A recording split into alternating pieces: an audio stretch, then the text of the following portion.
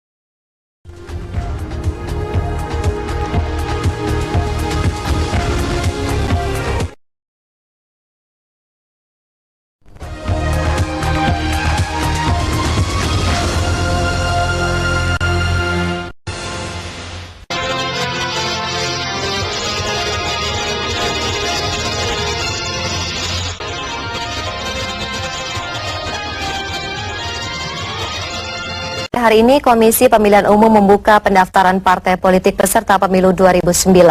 Dari 74 partai yang terdaftar hingga Senin sore, baru 25 partai yang mendaftar dan mengambil formulir.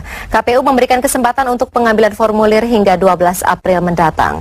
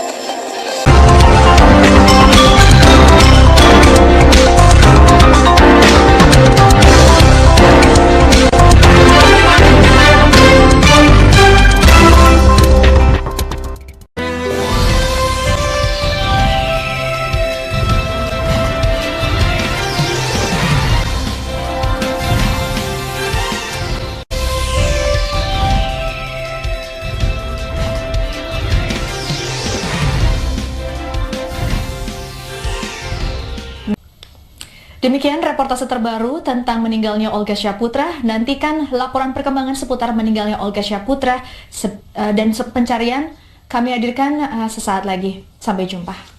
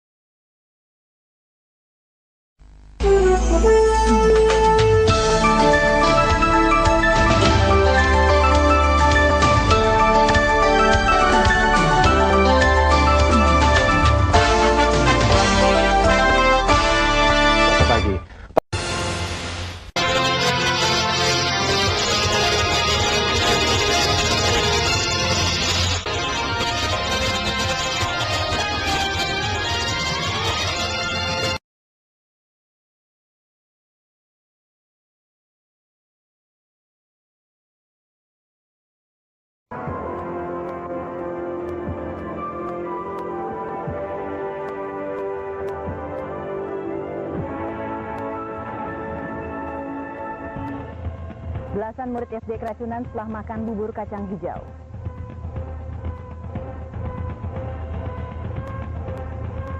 Teror gempa dan tsunami melanda berbagai daerah. Reportase sore juga akan menyuguhkan informasi penting lainnya bersama saya, Sira Srikat. Pemerintah Kota Ahmadiyah Jakarta Pusat membongkar Stadion Persija di kawasan Menteng untuk dijadikan taman atau Monas kedua. Aksi pembongkaran itu diwarnai kericuhan sebab pengacara Persija bersikukuh sertifikat kepemilikan tanahnya masih berstatus sengketa.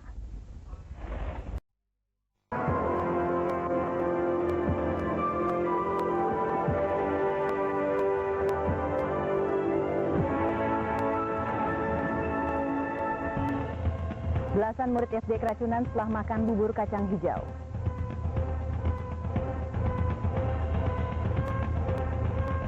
Teror gempa dan tsunami melanda berbagai daerah.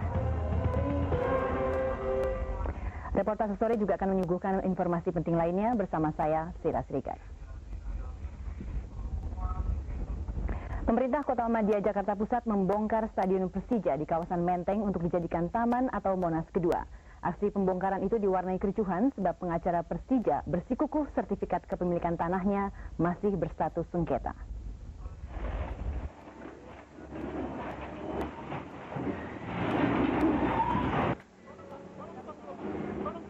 Amarah Victor Rabu pagi sudah berada di ubun-ubun. Pengacara Persatuan Sepak Bola Jakarta atau Persija ini menolak aksi pemerintah Kota Ahmadiyah Jakarta Pusat yang membongkar Stadion Menteng. Mereka menganggap surat peringatan pembongkaran tidak sah karena tidak ada izin dari Menteri Pemuda dan Olahraga.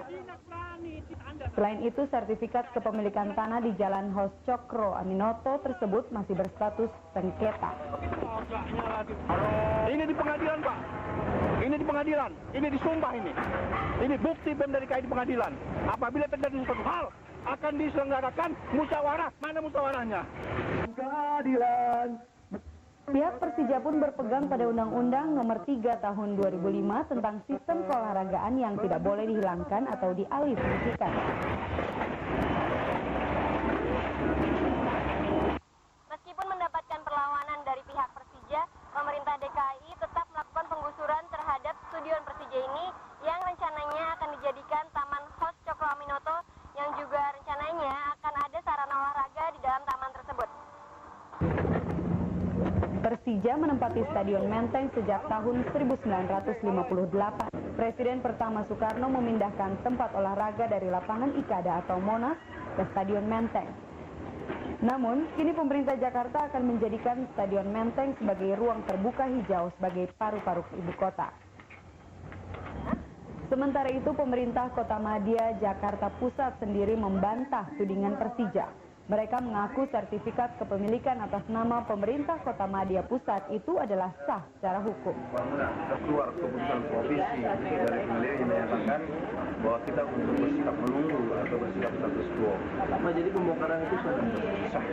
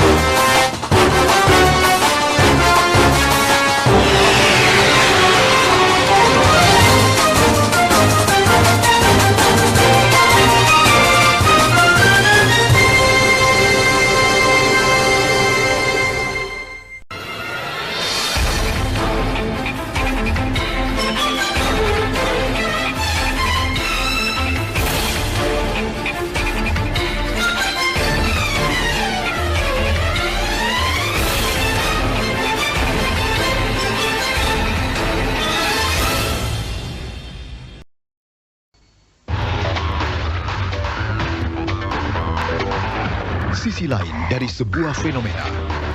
Kalau pakai bahan-bahan zat kimia itu sekitar 2 tahunan. Itu mah dicampur lagi cuma darah segar. Diungkap menjadi realita yang pantas untuk dipercaya.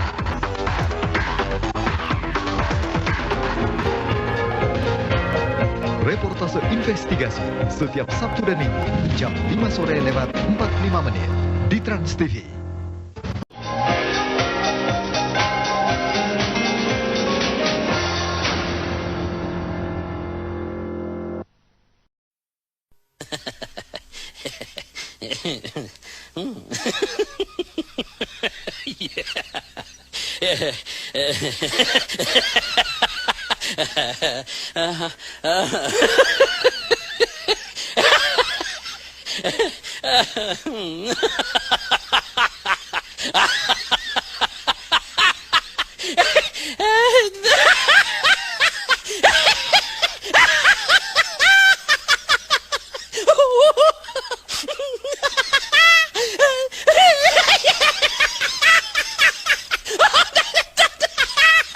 Yeah.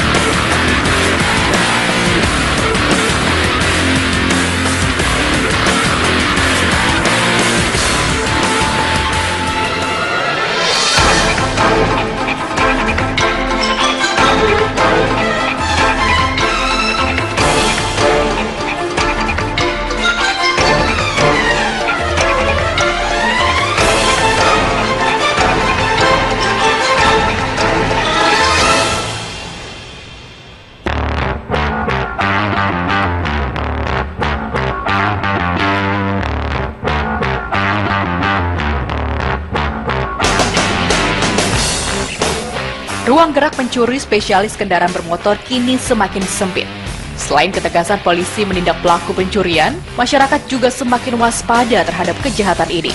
Masyarakat sudah melengkapi motornya dengan berbagai pengaman tambahan mulai dari kunci gembok hingga kunci kontak rahasia. Meski demikian, bukan berarti pelaku kejahatan pencurian kendaraan bermotor kehilangan akal. Berbagai modus baru pun bermunculan.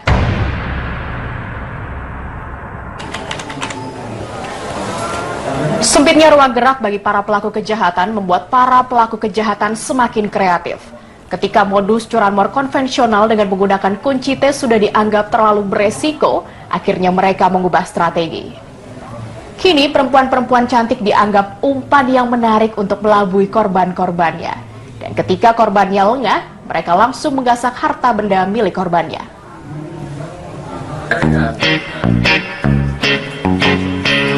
Pengakuan dari seorang korban yang sempat kehilangan kendaraan bermotornya pun kami dapatkan.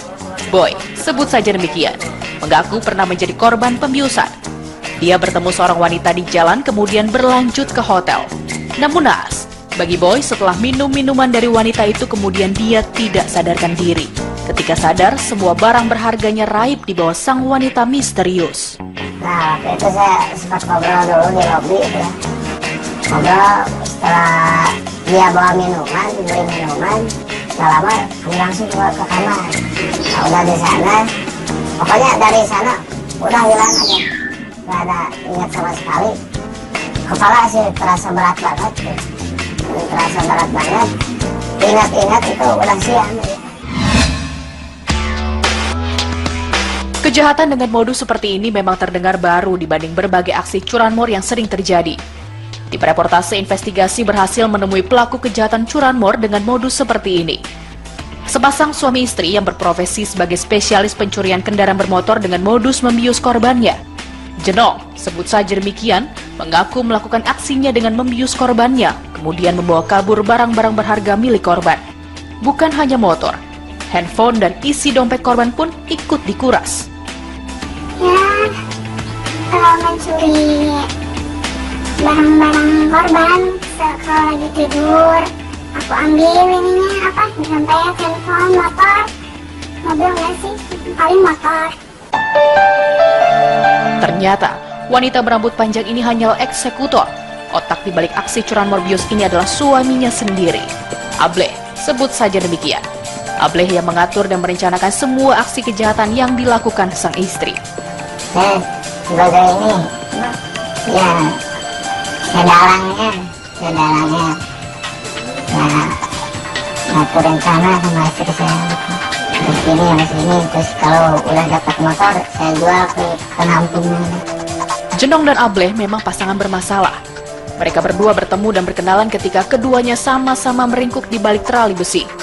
Jenong masuk bui karena menjadi pengedar obat terlarang, sedangkan Ableh merupakan residivis kejahatan curanmor. Setelah menikah, Ableh pun mengajak Jenong berkolaborasi. Saya dulu kan baru keluar dari polsek, udah dia di bui.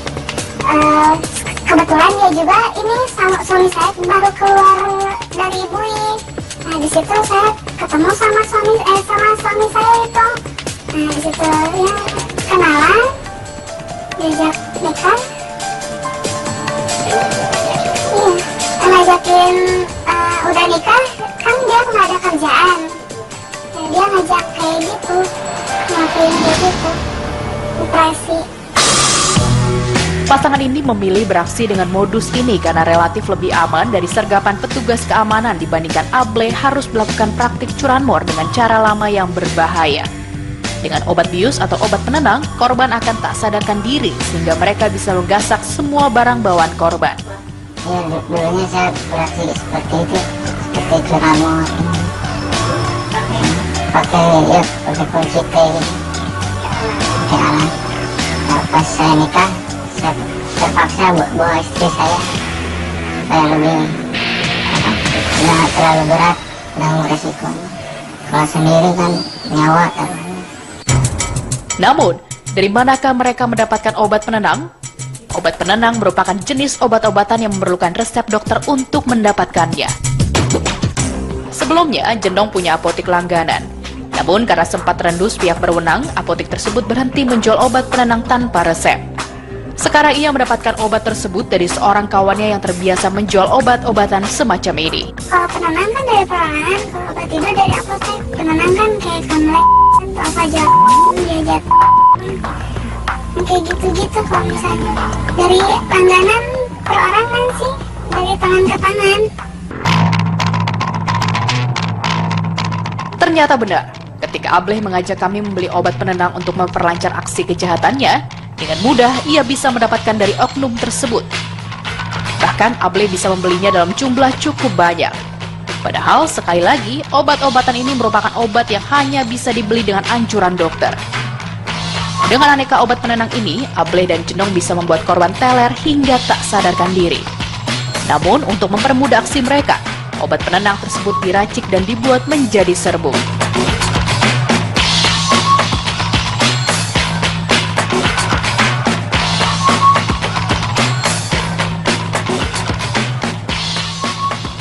Komplotan spesialis curanmor ini menyasar para pria hidung belang sebagai target korbannya. Dan bagaimana mereka beraksi? Jangan kemana-mana, kami akan segera kembali.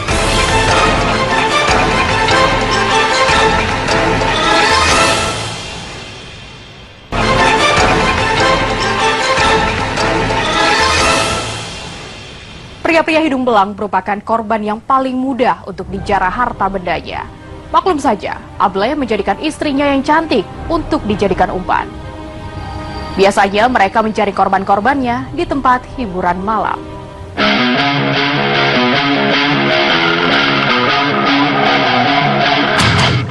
Untuk membuktikan cerita Jenong dan Ableh, tim reportase investigasi mengikuti Jenong mencari mangsa ke sebuah kafe. Posisi menurut wanita berparas cantik ini sangat menentukan. Ia harus berada di tempat yang mudah dilihat orang dan cukup menarik perhatian. Kalau nyari korban, kalau misalnya saya lagi nongkrong di kafe atau di karaokean, ada bapak-bapak istilahnya, ya bapak-bapak atau abang-abang, kalau lagi ngeliatin, ya saya liatin balik. Kalau ya kadang-kadang juga kalau misalnya ada waitress atau waiters minta disuruh sama om itu minta nomor handphone saya, ya saya kasih. Udah itu mungkin dia SMS atau nggak saya yang SMS ngajak kencan, saya ajak. Tak setiap hari ada korban yang bisa dijerat komplotan ini. Kadang mereka membutuhkan waktu berhari-hari untuk mendapatkan satu korban. Sasarannya tentu saja pria hidung belang. Banyak cara yang digunakan pria hidung belang untuk menggoda si Jenong. Bisa lewat tatapan mata atau lewat senyuman genit. Tentu saja Jenong membalasnya agar pria hidung belang itu tergoda. Setelah itu mereka bisa berlanjut ke perkenalan dan tak jarang hingga kencan. Kadang ada korban yang langsung mengajak Jenong kencan. Namun ada pula yang melakukan pendekatan terlebih dahulu. Kadang lewat telepon atau SMS mengajak Jenong kencan beberapa hari kemudian. Ya paling ngobrol di telepon, SMS, BBM, ngajak ketemu, terus ngajak hotel. Pria hidung belang mengajak Jenong ke hotel. Jenong dengan senang hati mengiyakan ajakan pria hidung belang tersebut. Dengan rencana yang telah diaturnya bersama Ableh, Jenong siap menjalankan aksinya. Sebelum beraksi, kami membuat sebuah kesepakatan. Barang-barang hasil kejahatan yang dapat harus dikembalikan karena aksi ini dijalankan hanya untuk membuktikan modus kejahatan yang biasa mereka lakukan. Jenong dan pria hidung belang kemudian mencari hotel-hotel kelas melati. Selain murah, keamanannya pun tidak terlalu ketat. Di kamar, Jenong mulai menjalankan aksinya. Saatnya Jenong beraksi. Obat bius yang sudah diracik sebelumnya ia masukkan ke dalam minuman korban tanpa korban sadari.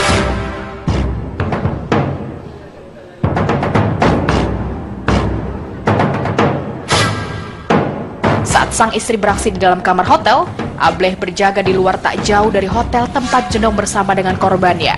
Tugasnya memantau keamanan di sekitar hotel. Sebenarnya saya kasihan lihat istri kayak gitu, tapi demi uang saya korbanin istri saya. Rasa kasihan Ableh kepada istrinya gugur dengan tingginya kebutuhan hidup mereka. Sehingga mau tidak mau, Jenong harus terus menjalankan kejahatan seperti ini. Kalau setelah udah check-in, saya masukin obat, dia sedang ke kamar mandi, saya masukin obat. Saya lebih sering masukin obat ke dia. Lebih cepat ke aksinya. Jadi langsung. Jenong harus mengulur-ngulur waktu lagi menunggu obat biusnya beraksi. Setelah korban tak sadarkan diri, wanita berambut lurus ini mulai beraksi. Setelah korban hilang kesadaran, Jenong mulai menggasak semua barang milik korban. Ya, saya beraksi ambil handphonenya. Saya ini dulu, pura-pura ngebangunin. Kalau misalnya dia bangun, saya diam dulu. Kalau misalnya dia udah nggak sadar, saya ambil dompetnya, handphonenya. Kalau misalnya dia bawa motor, saya ambil motornya. Semua barang berharga milik korban tak tersisa dilucuti Jenong. Telepon genggam, dompet, hingga motor milik korban dikuras habis. Setelah semua barang didapat, Jenong kabur dengan motor milik korban. Biasanya barang-barang ini menjadi tugas Ableh untuk dicairkan. Ableh sendiri mengaku ia sudah memiliki beberapa tempat di beberapa kota di mana ia bisa menjual semua barang tersebut. Kalau handphone itu saya suka jual ke perorangan, kadang ke counter HP itu. Aksi komplotan ini memang terbilang rapi. Bahkan lokasi mereka melakukan kejahatan pun selalu berpindah dari satu kota ke kota lainnya. Tujuannya untuk menghindari pertemuan kembali dengan para korban yang pernah mereka kadali. Pekerja mereka ini memaksa mereka jarang pulang ke rumah. Keluarga mereka tak pernah mengetahui apa pekerjaan yang pasangan ini jalani. Dalihnya, kepada kedua orang tua mereka bekerja di sebuah pabrik di luar kota. Sempat terlintas di benak pasangan bermasalah ini untuk berganti profesi. Namun, niat itu harus urung kembali. Uang hasil jarahan yang tadinya akan dijadikan modal harus kembali raib dengan gaya hidup mereka yang cukup mahal. Sempat saya punya niat mau berhenti itu pas saya dapat hasil curian itu berapa itu mau dipakai modal, tapi namanya uang itu cepat aja habis. Jadi. Setelah membuktikan bahwa mereka berhasil menjalankan aksinya, barang-barang hasil kejahatan berupa dompet, HP, dan sepeda motor segera dikembalikan ke hotel sebelum korban tersadar dari pengaruh obat bius.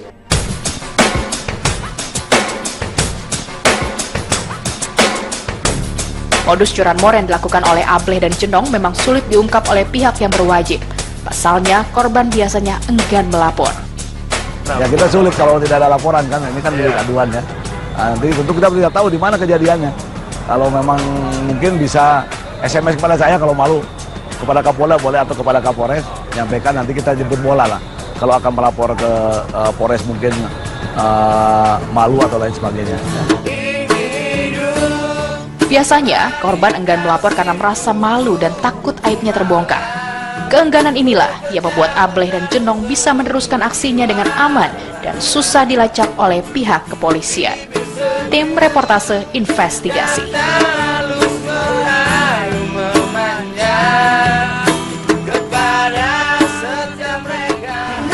Ya, semoga informasi tadi dapat membuat Anda lebih waspada dan semakin berhati-hati saat berkenalan dengan orang asing. Dan sesaat lagi Anda jangan kemana-mana karena sejumlah informasi pilihan akan kami hadirkan untuk Anda dalam Reportase Utama.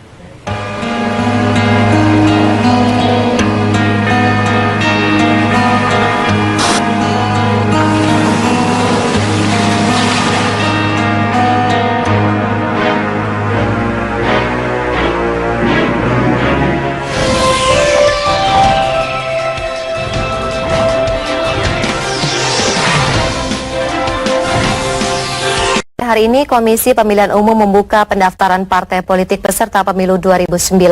Dari 74 partai yang terdaftar hingga Senin sore, baru 25 partai yang mendaftar dan mengambil formulir. KPU memberikan kesempatan untuk pengambilan formulir hingga 12 April mendatang.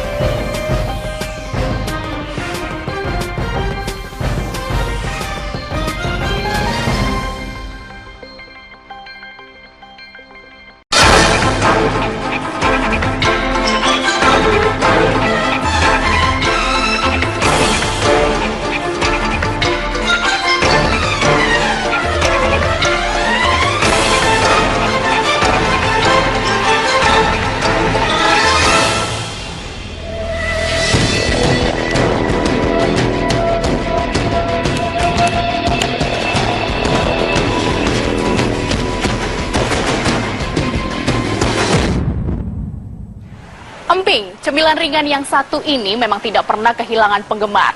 Emping sangat cocok dijadikan pendamping dalam berbagai makanan. Emping sendiri terbuat dari biji melinjo yang dikeringkan, kemudian ditumbuk hingga pipih. Dalam proses pembuatannya, emping tergolong mudah. Ironisnya, masih saja ada oknum pembuat emping yang menaburkan obat anti serangga pada biji melinjo sebelum ditumbuk. Dan kini Anda menyaksikan reportase investigasi bersama saya, Tania Lamia. Melinjo atau dalam bahasa ilmiahnya disebut Genetum gnemonid adalah bahan dasar pembuat emping. Melinjo bisa dipanen 3 kali dalam setahun, namun hasil panen melinjo sangat bergantung pada cuaca. Tim reportase investigasi bertemu dengan oknum pembuat emping yang tega menambahkan obat anti serangga pada emping buatannya. Sebut saja namanya Minul. Sebenarnya itu ada obatnya sih Pak itu. Misalnya kalau nggak dikasih obat itu cuma bisa tahan sebulan 2 bulan, tapi kalau dikasih itu ya insya Allah dapat sampai 1 tahun pun bisa dipakai. Jika sedang musimnya, Minul dapat dengan mudah mendapat biji melinjo dari para petani. Namun di saat sedang tidak musim, Minul cukup kesulitan, kadang ia terpaksa membeli biji melinjo dengan harga tinggi. 1 tahun itu bisa sampai 3 kali Pak. Ya musimnya kadang misalnya kalau kayak gini panasnya terlalu lama, nah itu dia berbuahnya nggak banyak Pak. Kalau yang mempengaruhi perubahan harga biasanya kalau stok melinjo itu kita nggak ada Pak, itu baru berubah harganya. Kadang kalau lagi musim hanya 5.000-6.000 bisa sampai 12.000. Di desanya, Minul termasuk produsen besar. Dalam satu waktu, produksinya mencapai 1 ton. Bahan baku melinjo yang cukup banyak tersebut tentu tidak bisa diolah sekaligus. Disinilah Minul mulai menerapkan cara yang tidak wajar. Nah, nanti kalau nggak dikasih obat kan nanti rusak itu melinjonya Pak, nggak bisa kepake. Ya itu sebenarnya obat yang buat petani itu buat obat serangga sih sebenarnya. Nah kita coba pakai itu, ya ternyata bisa bertahan itu Pak. Permintaan emping dari waktu ke waktu tak pernah surut. Bahkan menjelang hari raya, permintaannya akan semakin melonjak tinggi. Ketidakpastian harga melinjo membuat Minul membeli melinjo sebanyak mungkin pada saat harga murah dan menaburkan obat anti serangga guna menjaga agar melinjonya tetap awet tidak dimakan serangga. Ya terasa sekali Pak, misalnya kalau kita pada waktu musim banyak itu kan belinya banyak. Nah itu nanti pas kalau nggak ada melinjo kan harganya jadi melambung tinggi. Nah kita kan punya persediaan Pak. Cara yang Minul lakukan dengan menambahkan obat anti serangga sangat tidak lazim digunakan. Obat yang dipakai Minul adalah sejenis insektisida, mengandung bahan aktif bernama karbaril yang biasa digunakan dalam pertanian, namun dengan aturan takaran yang ditentukan. Senyawa ini adalah golongan karbamat, dia berupa kristal padat, tidak berwarna dan tidak berbau. Itu pemakaiannya adalah 1,5 kilogram per hektar. Kemudian dilarutkan di dalam larutan, kemudian baru disemprotkan. Sementara dari sini itu pemakaiannya tidak terkendali, tidak mengenal aturan pemakaiannya. Dalam pemakaian obat anti serangga, Minul tidak pernah menggunakan takaran yang baku, melainkan hanya berdasarkan kira-kira saja. Kalau takarannya sih, kalau saya pakai feeling aja, kita tabur-taburkan di atas itu. Nanti kalau kayaknya kok sudah rata, nah nanti kita campur, nah itu udah bisa merata itu Pak. Ya takutnya ya kita kan katanya kalau obat kan misalnya ada yang alergi itu kan kalau masuk ke pernapasan bisa mengakibatkan penyakit itu Pak. Nah kita persediaannya pakai masker gitu. Diakui Minul, penambahan obat anti serangga kepada melinjonya sangat membantu proses produksinya. Obat serangga dapat melindungi melinjo dari serangga yang akan memakannya. Kalau obatnya itu sebenarnya cuma untuk menjaga agar kulitnya itu tidak rusak, jadi serangganya nggak bisa masuk. Sebenarnya cuma itu. Tanpa dicuci terlebih dahulu, biji melinjo yang masih bercangkang dan diberi obat siap diolah menjadi emping. Cangkang dipecah terlebih dahulu, kemudian daging melinjo dipipihkan lalu dijemur. Pada proses ini, terlihat sedikit perbedaan antara emping yang berasal dari melinjo yang diobat dan yang tidak. Setelah dijemur, emping siap digoreng. Minul menjual emping buatannya dalam keadaan sudah matang. Biasanya, Minul menjual empingnya dalam kemasan 5 kg kepada distributor emping yang cukup besar. Kalau jualnya kita sudah ada yang apa ya Pak, kita tinggal menyetor. Nah dia nanti yang mendistribusikan kemana-mana. Tapi kalau menjelang lebaran itu saya jual sendiri. Minul tidak pernah ambil pusing apakah penggunaan obat anti serangga berefek buruk terhadap emping buatannya, asal tidak rugi cara apapun akan ditempuhnya. Ada efeknya nanti kalau kita yang emping yang sudah diobat sama yang belum nggak diobat itu bisa ke kita nggak sih? Ya Bu, ke orang yang makan itu kira-kira masih ada tersisa atau gimana Bu? Ya kalau masalah itu kan kita nggak tahu Pak, kita kan orang kecil ya, taunya dikasih itu. Nah, masalah itu kan kita nggak tahu itu bisa masuk ke empingnya apa hilang dengan sendirinya, saya nggak tahu itu Pak. Soalnya perasaan sama sih Pak rasanya. Lebih dari 4 tahun, Minul bergelut dengan usaha emping. Dari pergaulannya dengan sesama produsen emping, Minul tahu akan khasiat penggunaan obat anti serangga. Ada lagi temen yang bilang, oh dikasih ini. Nah udah saya ikut, saya beli itu, terus dikasihkan di situ. Benar, dalam jangka waktu yang lama pun dia nggak rusak Pak, seperti itu.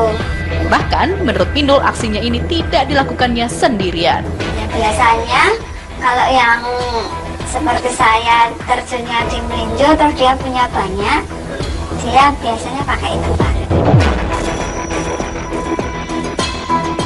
Tak hanya racun serangga, ada pembuat emping yang menaburkan kamper atau kapur barus pada biji melinjo tanpa takaran yang jelas. Jangan kemana-mana, kami akan segera kembali.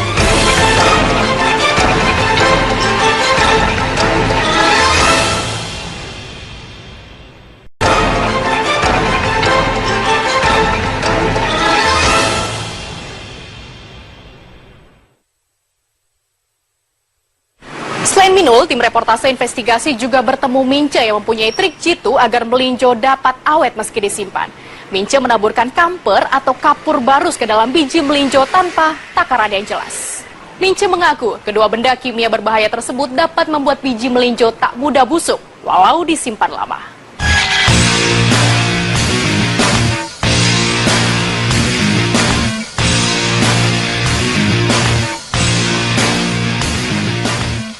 Kami bertemu salah satu buruh tumbuk yang membantu Minul, sebut saja namanya Mince. Mince biasa mengambil 25 kg biji melinjo dari rumah Minul. Rumah Mince yang berjarak cukup jauh dari rumah Minul lah yang menjadi faktor utamanya. Aku mau ambil tempat juragan besar, itu terus ambilnya udah banyak sekalian soalnya jauh. Itu terus di rumah kan tuang di tanah dikasih itu buat biar awet apa kapur ajaib apa kapur garis. Kami mengikuti Mince pulang ke rumah. Pada awalnya, Mince menunjukkan proses yang serupa dengan Minul dalam membuat melinjo menjadi emping. Tetapi biji melinjo yang dibawa Mince tidak bisa ditumbuk semuanya menjadi emping. Ada biji melinjo yang disimpan. Disinilah kami tahu ternyata Mince pun punya jurus jitu untuk menjaga biji melinjonya tetap bagus. Ya buat biar lebih lama awet, nggak di rayap gitu loh Mas. Rayap sama itu utuh. Serupa tapi tak sama. Mince pun menggunakan obat untuk menjaga daya tahan biji melinjonya. Mince menggunakan kapur anti serangga. Kapur dihancurkan hingga menjadi bubuk kemudian ditaburkan langsung ke biji melinjo tanpa aturan yang jelas. Tidak cukup di situ, Mince terkadang juga menambahkan kamper atau biasa juga disebut sebagai kapur barus ke biji melinjo. Lagi-lagi tanpa aturan dan takaran yang jelas. Biji melinjo yang sudah diberi obat anti serangga oleh Minul diberi kapur anti serangga lagi oleh Mince. Ya maksudnya lama gitu. Tapi kalau nganu udah habis sana ya tetap dimakan. Tapi kalau nganu kan tahan lamanya itu. Sebelumnya, belum pernah ada penelitian yang pasti tentang penggunaan insektisida dan kapur barus pada biji melinjo. Apakah kedua bahan tersebut dapat meninggalkan residu pada hasil akhir produk melinjo yaitu emping? Yang jelas, penggunaan keduanya adalah bukan pada peruntukannya. Kapur barus dihaluskan kemudian ditaburkan pada melinjo. Diakui Mince, kapur barus dan kapur anti serangga cukup membantu menjaga daya tahan biji melinjo miliknya, meski tidak sekuat insektisida yang digunakan oleh Minul majikannya selain harganya yang cukup terjangkau. Kalau kan harganya lebih mahal. Kalau di sama hasilnya 2.500 kan nggak sesuai gitu kalau buat beli itu, saking kalau kapur barus atau kapur semut kan lebih murah. Meski Mince belum tahu pasti apakah emping buatannya berdampak buruk bagi kesehatan, Mince enggan mengkonsumsi emping yang telah dicampur obat tersebut. Tapi kalau ini suka dimakan sendiri nggak? Empingnya suka digoreng sendiri gitu? Enggak. Oh, ya kenapa Mbak? Ya udah tahu pakai itu. Kami tertarik untuk melakukan eksperimen dampak langsung insektisida pada serangga. Ternyata jangkrik akan kejang dan mati setelah mengkonsumsi anti serangga karena mengandung bahan aktif yang langsung menyerang pusat saraf dari serangga. Efeknya adalah melumpuhkan. Jadi kalau dia terpapar itu akan langsung masuk pada sistem saraf sehingga dia akan langsung kejang, kemudian koma dan mati. Ya, itu pada serangga. Tapi pada manusia tentu ada prosesnya.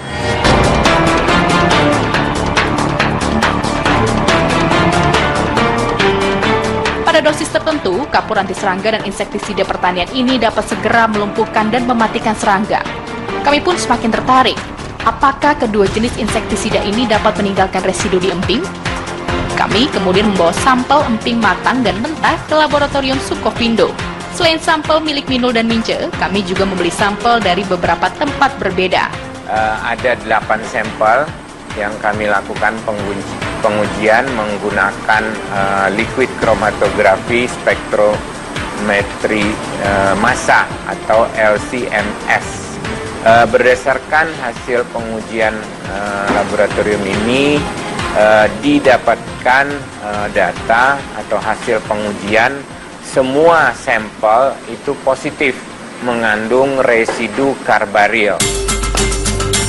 Sifat karbaril yang stabil, tahan terhadap panas dan cahaya, juga mudah larut, tidak berwarna, serta tidak berbau, membuat karbaril mampu bertahan pada emping meskipun sudah digoreng. Apabila tubuh manusia terpapar zat ini, dipastikan dapat menimbulkan dampak buruk bagi kesehatan. Karbaril ini mempunyai tingkat keparahan tinggi atau merupakan senyawa karsinogen tingkat 3 atau bahan kimia yang dapat menyebabkan kanker apabila dia terhirup, tertelan, ataupun terpapar. Efek buruk dari karbaril memang baru akan terasa dalam jangka panjang bila terakumulasi terus-menerus dalam tubuh. Namun dalam jangka pendek, karbaril pun dapat menimbulkan efek yang buruk.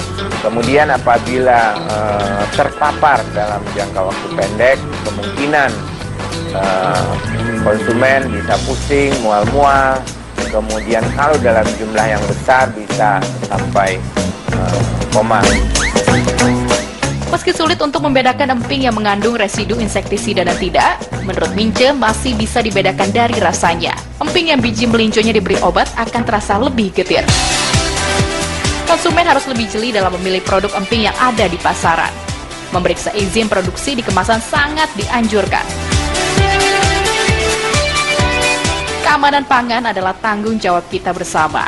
Konsumen sebagai penikmat makanan harus menjadi konsumen yang cerdas, sehingga tidak tertipu membeli dan mengkonsumsi makanan yang mengandung zat-zat berbahaya. Pemerintah sebagai pembuat regulasi hendaknya dapat memberikan rasa aman kepada masyarakat melalui serangkaian peraturan dan peningkatan pengawasan terhadap produk-produk makanan. Tim Reportase Investigasi. Dengan selalu jeli dan waspada dalam memilih makanan, kita tak hanya terhindar dari aneka racun berbahaya bagi tubuh kita. Di samping itu, hidup kita akan jauh lebih sehat dan berkualitas. Jangan kemana-mana karena sesaat lagi reportase utama akan hadir untuk Anda.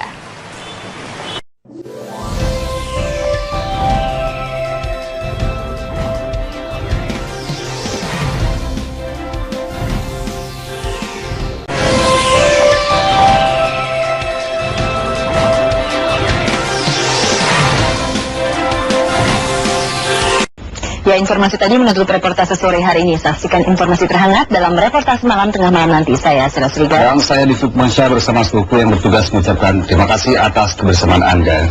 Sampai jumpa.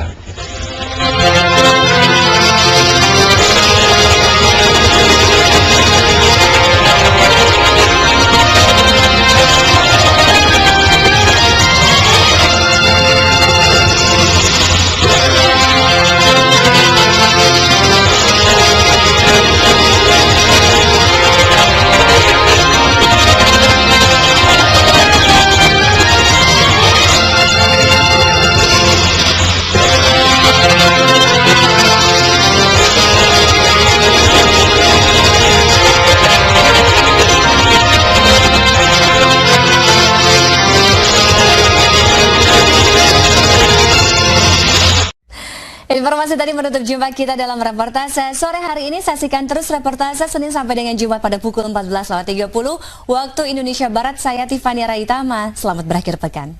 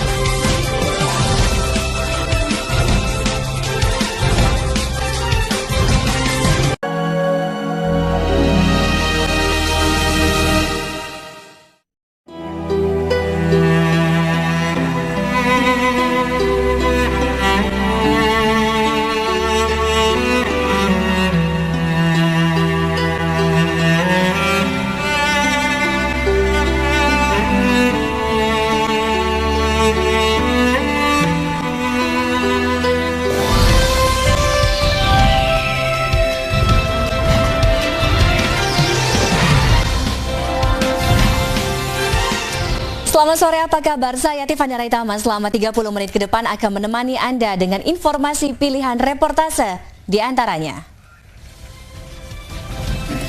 Jemaah Aboge di Probolinggo, Jawa Timur menggelar sholat Idul Adha hari ini. Baru diluncurkan bus Trans Sidoarjo, Jawa Timur masih sepi peminat.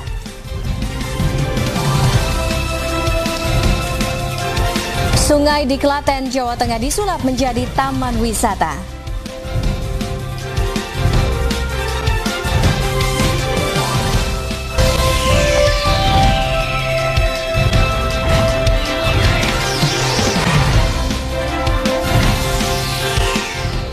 Pasca tragedi Mina yang menyebabkan sedikitnya 717 jemaah haji meninggal dunia, Raja Arab Saudi memerintahkan untuk melakukan investigasi atas insiden ini. Selain itu, pihak kerajaan juga akan mengevaluasi bagaimana pelaksanaan ibadah haji agar musibah Mina tidak terulang kembali.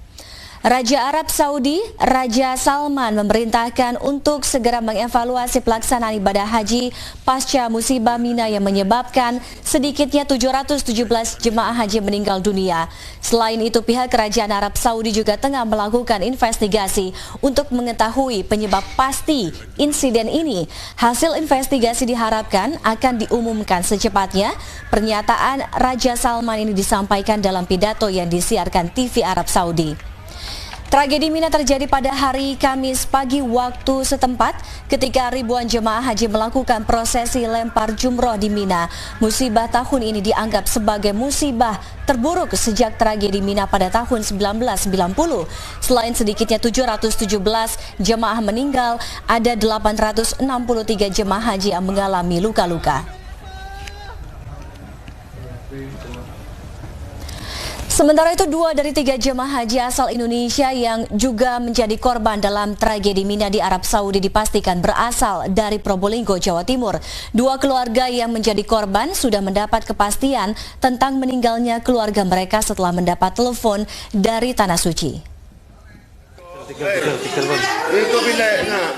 Nuris, anak pertama dari Hamid Atwi, salah satu jemaah haji yang meninggal akibat musibah di Mina, Arab Saudi, hanya bisa menangis.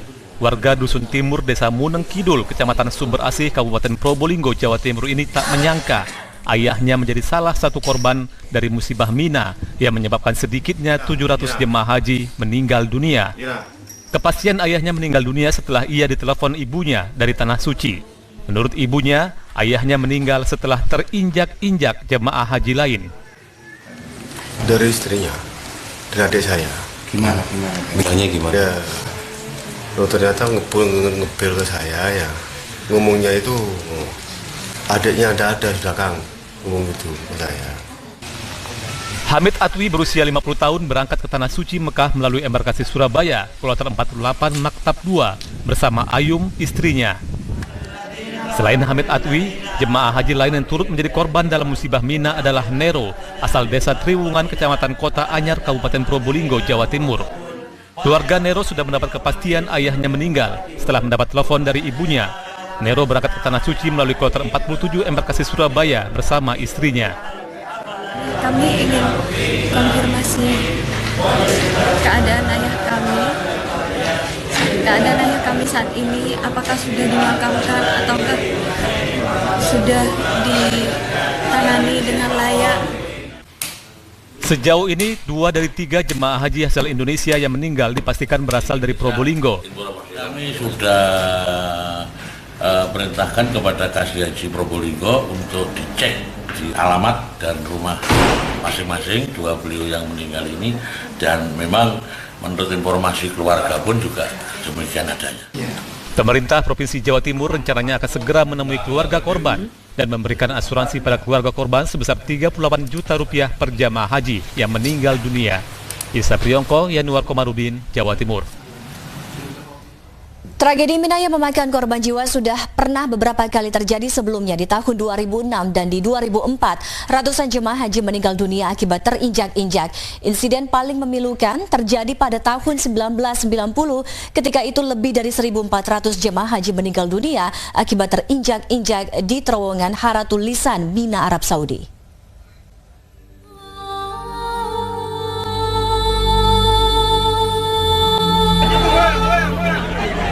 Ibadah haji tahun ini kembali diwarnai berita duka. Sedikitnya 700 jemaah haji meninggal dunia setelah terinjak-injak saat menjalankan prosesi lempar jumroh di Mina, Arab Saudi. Mirisnya, musibah Mina ini adalah tragedi kedua dalam musim haji tahun 2015. Sebelumnya, 107 jemaah calon haji meninggal setelah kren atau alat derek di Masjidil Haram roboh. Kren tersebut roboh akibat hujan dan angin kencang.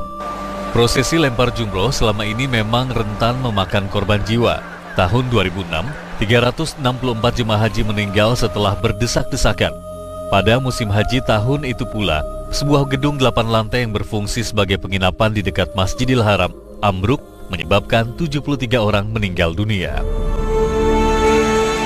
2 tahun sebelumnya, yakni tahun 2004, 244 jemaah haji meninggal akibat terinjak-injak juga saat menjalani ritual lempar jumroh di Mina. Sementara itu ratusan jemaah haji lainnya mengalami luka-luka.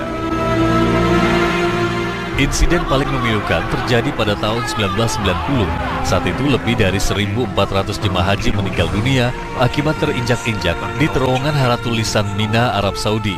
631 diantaranya adalah jemaah haji asal Indonesia. Selain dari Indonesia, jemaah haji terbanyak lainnya yang menjadi korban berasal dari Malaysia dan Pakistan. Tim Reportase. Selanjutnya, bus Sidoarjo masih sepi peminat. Saksikan informasi selengkapnya sesaat lagi. Kami segera kembali.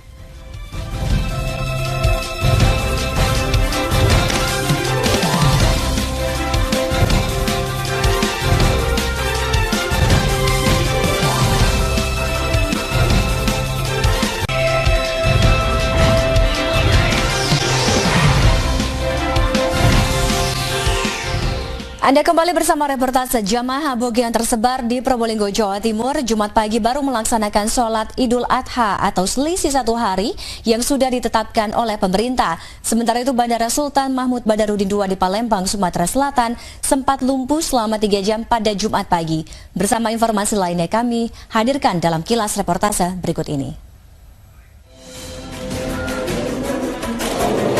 Jamaah Aboge di Desa Leces Tengah, Kecamatan Leces Tengah, Probolinggo melaksanakan sholat Idul Adha 1436 Hijriah pada Jumat pagi.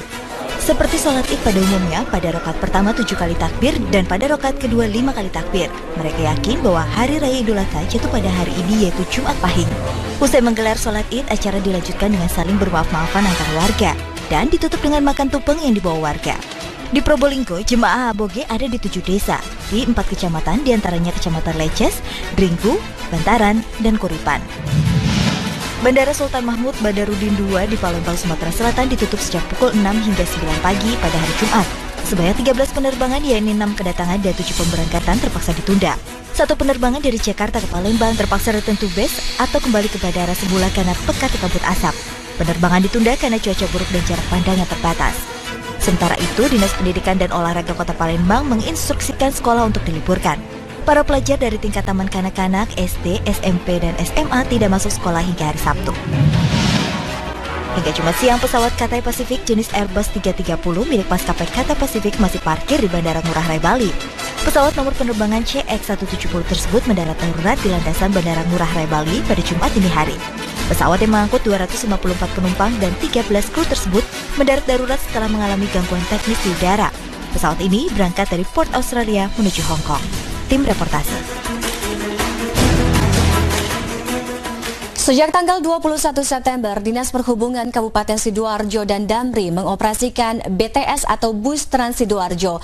Namun pada awal-awal peluncurannya, bus ini terlihat sepi penumpang. Sementara itu di Bandung, Trans Metro Bandung justru diminati warga Bandung. Ya, saat ini saya berada di halte Pasar Larangan, pasar terbesar di Kabupaten Sidoarjo. Harusnya ramai ya transportasi ini. Nah, kita lihat seberapa besar antusiasme warga Sidoarjo memanfaatkan transportasi massal baru ini. Nah, kebetulan waktu saya datang ke sini tadi, saya ketinggalan bus dari bus sebelumnya, itu sekitar 5 menit yang lalu. Nah, ini sekalian kita lihat seberapa lama kira-kira kalau kita untuk bus berikutnya menunggunya. Ternyata hanya ada 2 penumpang di sini. Saat menunggu di halte tidak ada petugas yang menjaga.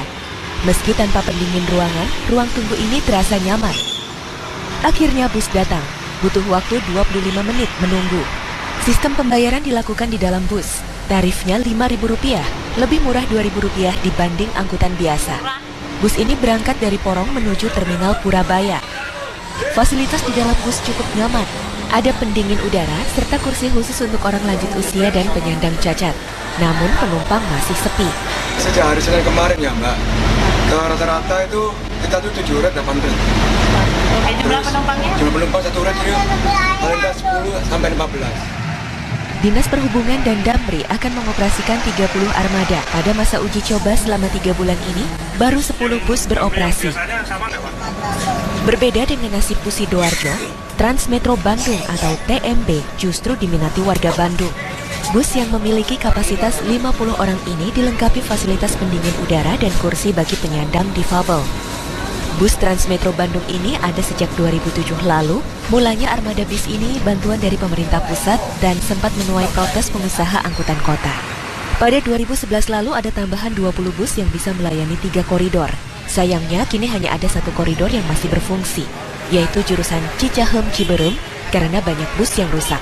Rencana kita itu sudah ada beberapa koridor yang akan dilalui oleh Trans Metro Bandung, dan mungkin yang tahap-tahap dekat ini kita koridor 3, yaitu sebanyak 10 unit bus dengan rute Cicahem Sarijadi tersebut. Tarif yang dikenakan bagi para penumpang umum sebesar Rp3.000 serta Rp1.500 untuk pelajar dan mahasiswa. Tim reportase. Supaya lagi terdamai. Ya, sungai ternyata bisa dimanfaatkan.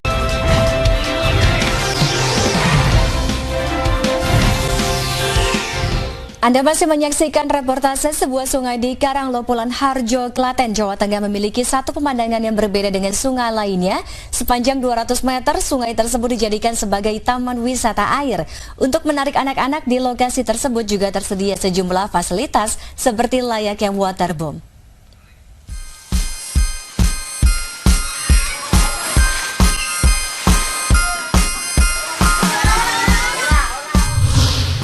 Sungai di wilayah Karanglo, Pulan Harjo, Klaten ini terlihat biasa. Tapi coba lihat bagian sungai yang ini, terlihat berbeda walaupun sebenarnya masih satu aliran. Sungai ini memang sungguh unik. Sepanjang 200 meter, sungai dijadikan taman wisata air. Sisi sungai dipercantik dan dibuat ramah pengunjung. Ide kreatif ini berawal dari Margono yang berinisiatif membersihkan sungai di sekitar rumahnya. Setelah sungai bersih, ternyata banyak anak sekitar yang bermain di sini. Pertengahan tahun 2014, pembangunan di sungai ini pun dimulai. Pembangunannya berlangsung selama 1 tahun lebih. Keluarga Indonesia mau tahu berapa biayanya? Mencapai 1,3 miliar rupiah. Wow! Biar tampak asri, sekitar sungai ditanami pepohonan dan tanaman hias. Sang pemilik juga sengaja membuatnya penuh warna agar pengunjung betah berlama-lama. Karena diperuntukkan bagi anak-anak, ketinggian kolam hanya 50 cm sampai 1 meter lengkap dengan perosotan, ember tumpah, dan perahu air. Jika pengunjung tak sempat makan, tak perlu khawatir. Karena disediakan spot sebagai tempat beristirahat para pengunjung, lengkap dengan warung makannya. Sambil menikmati hidangan, mata terpuaskan dengan hamparan sawah nan hijau.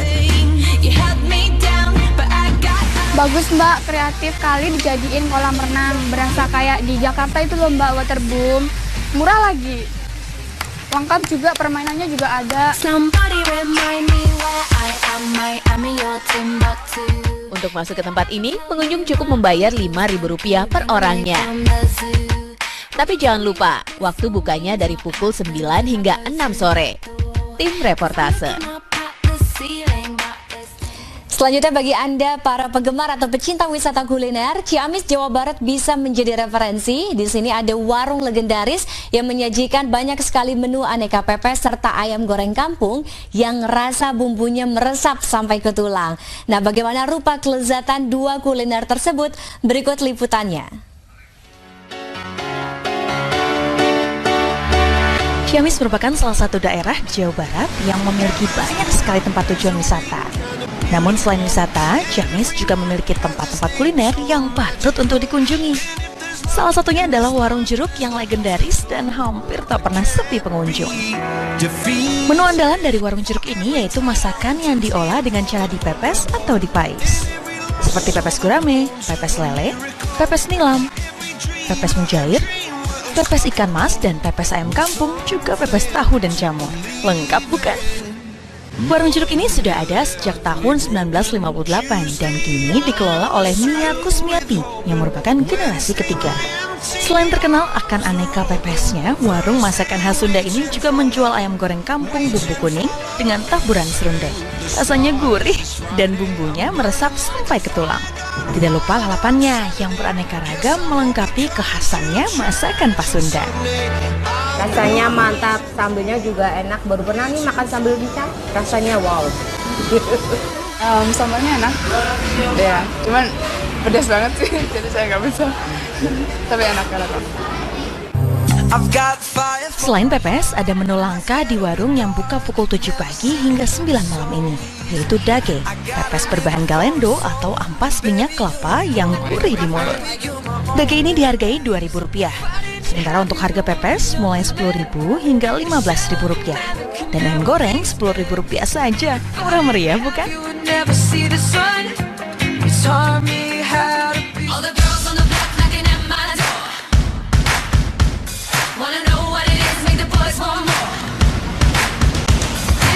Nah, jika Anda penggemar kuliner ikan dan berkuah, Anda bisa mampir di warung gurame Nika Ardila. Warung yang didirikan oleh penggemar artis Nika Ardila ini terdapat menu legendaris yaitu angen gunung gurame. Dengan kuah bening, perpaduan ikan dan bumbunya benar-benar mantap di lidah. Rahasia kesegaran kuah angen gunung gurame ini ada pada bumbu-bumbunya seperti cabai, kunyit, jahe, lengkuas, sereh, bawang merah dan bawang putih, serta daun salam dan sedikit asam. Semua bahan ini menjadi bahan dasar dalam kuah sopnya yang dijamin segar. Rasanya semakin lengkap setelah ditaburi daun bawang, daun kemangi, serta perasan jeruk lemon. Sebetulnya itu seperti aja dengan sop gurame ya, tapi kita istilahnya ada paduan khusus kombinasi daripada bumbu-bumbu ya, rempah-rempahnya. Untuk satu porsi angan gunung bisa dinikmati 3 hingga 5 orang karena porsinya yang sangat besar. Nah, jika Anda penggemar Nika Ardila, tempat ini cocok buat Anda karena selepas menikmati menu warung ini, Anda bisa melihat pernak-pernik dan foto-foto perjalanan dari artis kondang di tahun 90-an Nika Ardila. Trinita Kartikasari, Irfan Rahmansyah, Ciamis, Jawa Barat. Anda pecinta kehidupan malam alias dugem. Nah, jika iya, mungkin Anda akan tertarik dengan terapi yang satu ini, yaitu terapi dugem namanya. Di daerah Bantul di Yogyakarta, dugem dijadikan sebagai metode untuk menyembuhkan berbagai macam penyakit. Lalu mau tahu seperti apa terapi dugem ini? Berikut reportase selengkapnya.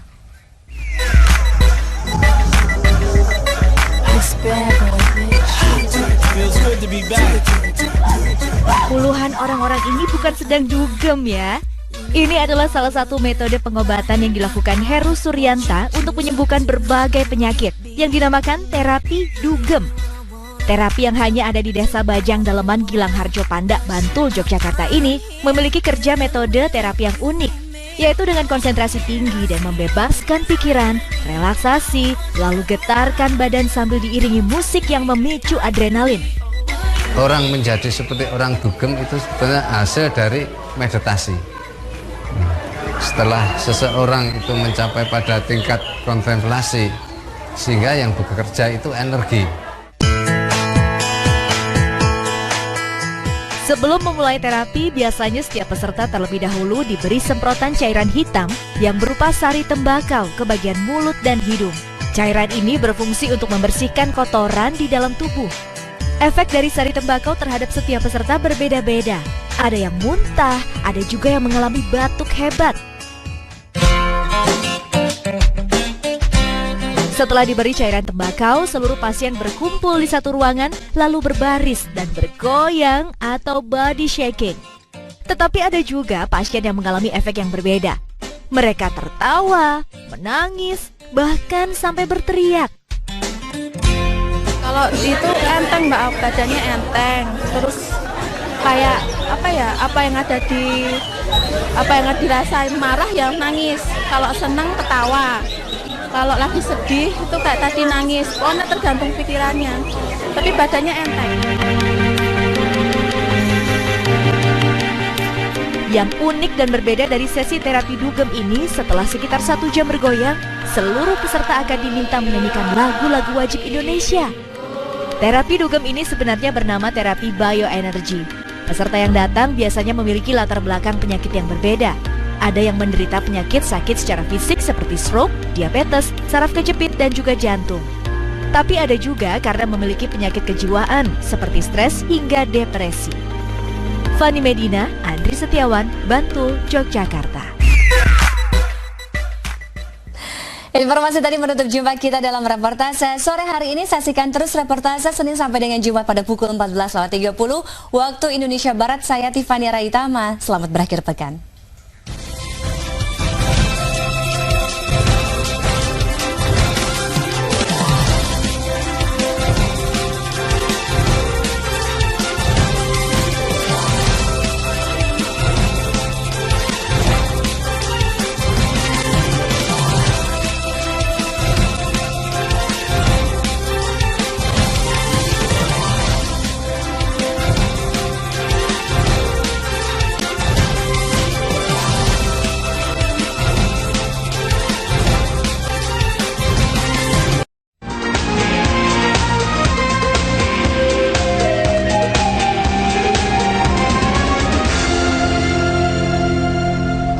Terima kasih Anda masih di reportase pagi akhir pekan bersama saya Lisa Namuri Arif. Saudara, kekerasan dalam rumah tangga masih terus terjadi. Sabtu dini hari di Dolo, Kabupaten Sigi, Sulawesi Tengah, seorang pegawai negeri sipil nyaris tewas dibacok suaminya sendiri. Sang suami menduga istrinya mempunyai pria idaman lain. Pelaku juga merasa tidak lagi dihargai sebagai suami dengan berbagai kata-kata kasar yang sering dilontarkan korban. No.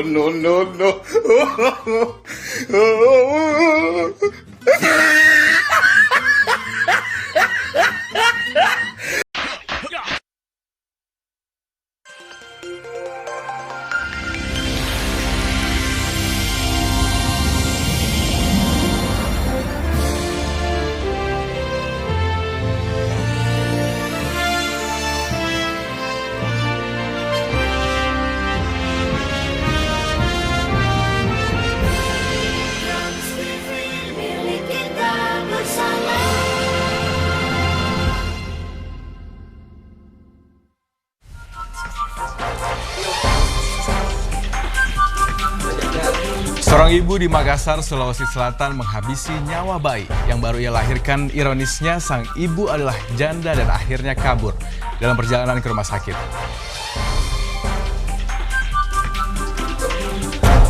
Seorang pemilik toko emas di kawasan Cilebut, Bogor, Jawa Barat ditembak kawanan perampok bersenjata api hingga terluka di bagian leher. Pelaku diduga 4 orang dan kabur saat warga berdatangan.